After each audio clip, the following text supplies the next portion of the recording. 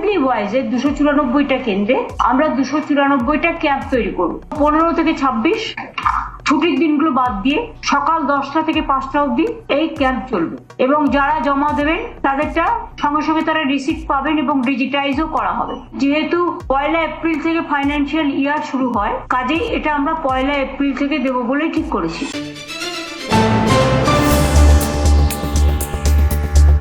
ভোটের আগে বাজেটে যুবসাথী প্রকল্পের কথা ঘোষণা করা হয়। রাজ্য সরকারের এই নতুন প্রকল্প যুবসাথীর রেজিস্ট্রেশনের প্রথম দিনেই জেলায় জেলায় লম্বা লাইন, বিভিন্ন এলাকা থেকে বিক্ষিপ্ত অশান্তির খবর উঠে এসেছে।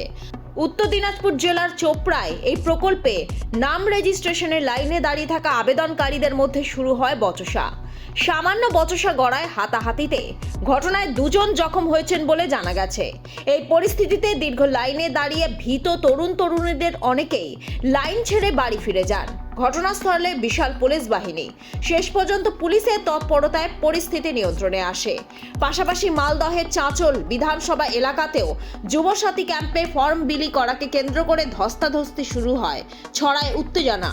বারবার মাইকিং করা সত্ত্বেও ভিড় সামলাতে হিমশিম খেতে হচ্ছে পুলিশ প্রশাসনকে।